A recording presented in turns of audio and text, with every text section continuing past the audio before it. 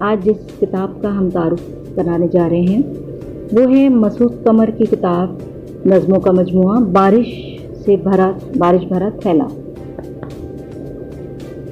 مسعود قمر کا بارش بھرا تھیلا جب ہمیں موصول ہوا تھا تو یہ وہی موسم تھا جو ہمیشہ دیواروں پر نقش اول بناتا اور بالآخر دیواریں جہاں ان کے نشانات سے بھیگ جاتی ہے، ایک نمی سی دل میں اتر جاتی ہے، وہ نمی جو ایک حساس دل کے موئے قلم کو بھگوتی اور جس سے وہ کائنات کو پینٹ کرتا جاتا ہے، کائنات کی وہ سچائیاں جو جبر کے استبداد کے پہلو سے نکلتی ہیں، جو گھٹن کی غلامی کی زنجیروں کو صیقل کرتی ہیں۔ مسعود قمر کے اس شعری مجموعے میں 150 نظمیں ہیں یا 150 درد کی وہ تہ در تہ کروٹ لیتی کہانیاں ہیں جن سے یہ مجموعہ جگمگا رہا ہے۔ سرورق سعید ابراہیم کا بنایا ہوا سرورق، جیسا کہ آپ دیکھ رہے ہیں، علامتی انداز لیے ہوئے ہے، تجریدیت کا شاہکار۔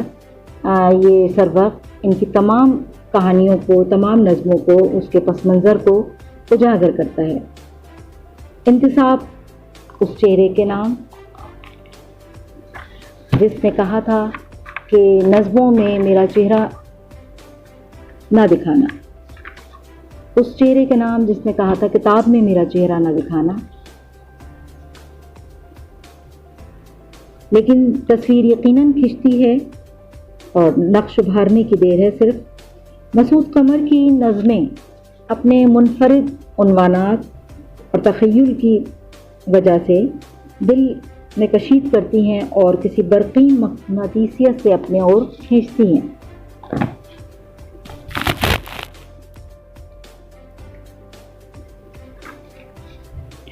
مسعود قمر کی تمام تر شاعری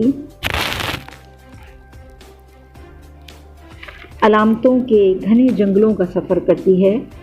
ان جنگلوں میں اگر فکر کی روشنی نہ ہو، ساتھ چھوڑ دے، تو قاری ان نظموں کی روح تک نہیں پہنچ سکتا۔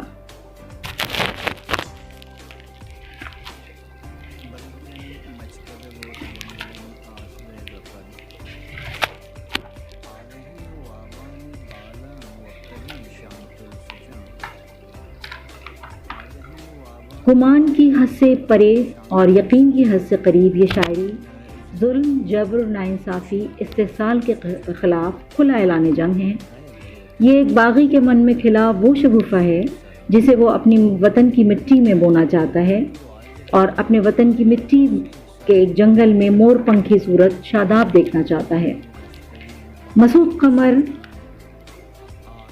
بجائے نفرت کے یکبستہ ماحول میں نظموں کا تکیہ لے کر سونے کی خواہش رکھتے ہیں، وہ تکیہ جسے جلاد بھی چاہ کر بھی تکیے کی سانسیں اور نظمیں قاتل کے کانوں میں سوراخ کرتی ہیں۔ پھولوں کے باغ میں چھاونی بنانے والے بھول گئے پھول چھاونی کی دیوار پھاڑ کر اگاتا ہے۔ کیسی امید بھری نظمیں ہیں جو انہیں جگائے رکھتی ہیں۔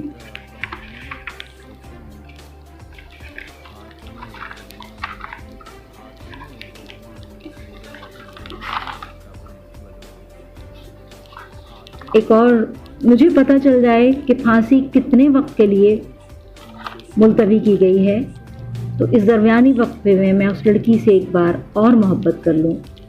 وہ قید کی تنہائی اور وحشت میں بھی محبت کرنا نہیں بھولتا۔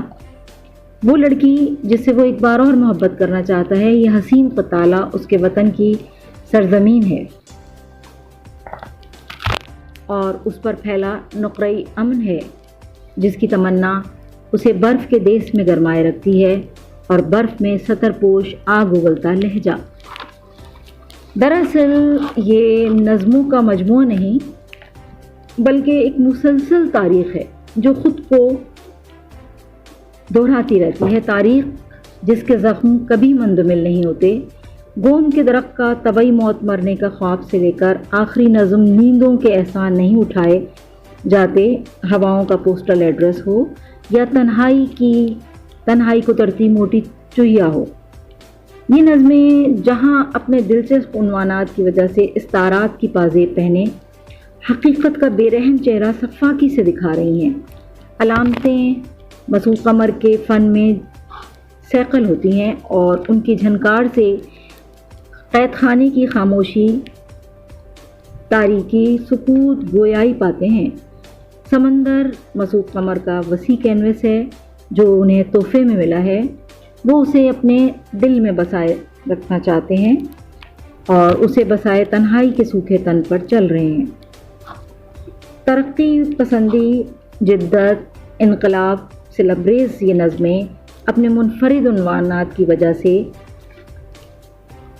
حواس پر چھا جانے کی صلاحیتیں رکھتی ہیں، جو بزم میں رزم گاہ کی صورت پیدا ہوتی ہیں۔ یقینی طور پر یہ مجموعہ ہمیں خود کو اور قاری کو پڑھنے پر مجبور کرتا ہے، بعد ازاں مسحور دیگراں محصور کر کے رکھتا ہے۔ میں چاہتی تو یہی ہوں کہ ان نظموں میں سے کوئی ایک نظم پڑھی جائے۔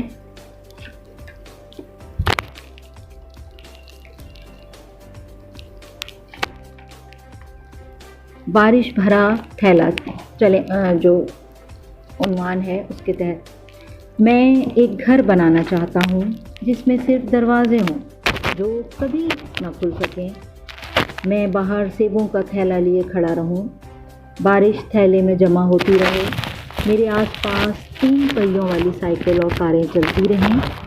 میں جب تھیلے سے سیب نکالنے لگوں تو تھیلے میں سے صرف بارش نکلے۔